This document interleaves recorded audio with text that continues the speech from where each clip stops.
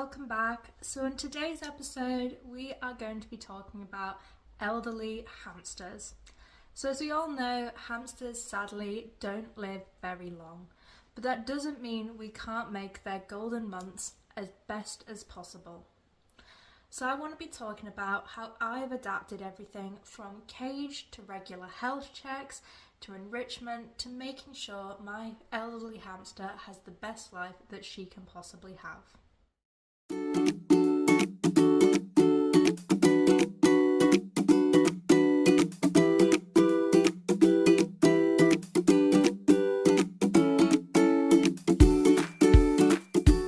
So let's talk about cage adaptations that we can be making to help our older hamsters.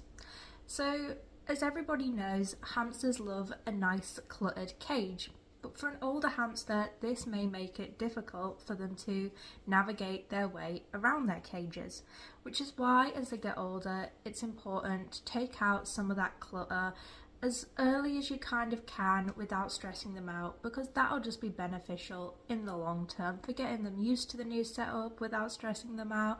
and just making it safer for them to navigate their way around their cages.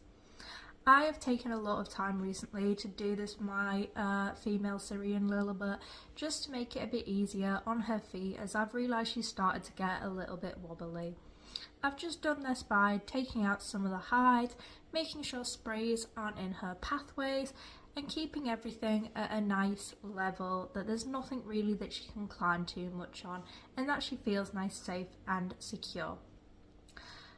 This is kind of like a cozy retirement home type thing for them, where they feel safe and they've got nothing that'll really be difficult to get around.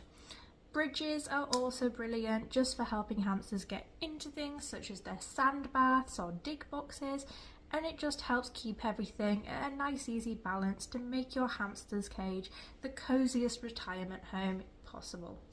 Another important aspect of helping your elderly hamster is making sure you're monitoring their activity and how much they are eating and drinking. Older hamsters generally like to sleep more and come out a little less, so you might not necessarily see them, and it isn't always necessary to wake them up and check on them if you can tell they are being healthy in other ways.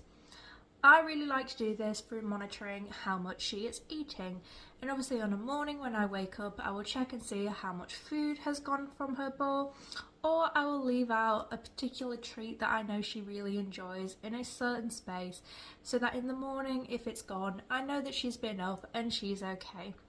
You can also look into getting things like pet cameras to monitor your hamsters, just as an extra peace of mind so that you don't have to be disturbing their natural cycle and going in there and waking them up.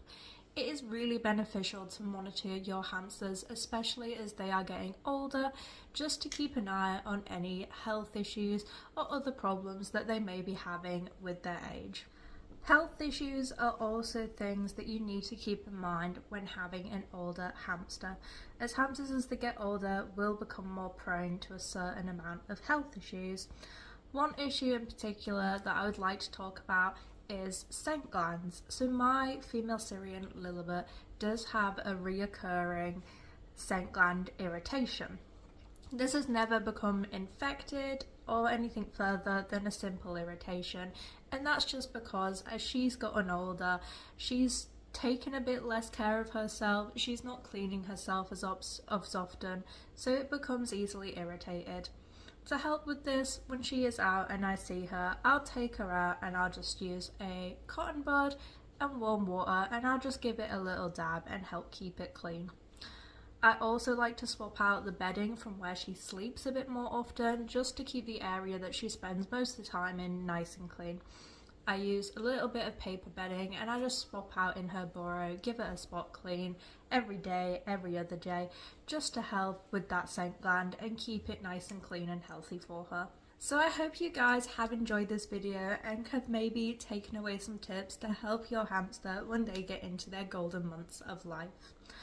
Caring for an elderly hamster can be so rewarding, as you get to see them flourish into the end stages of life through simple things like simplifying their cage, monitoring their food and water, and just helping them with simple tasks to help make their life that bit more comfortable and easier.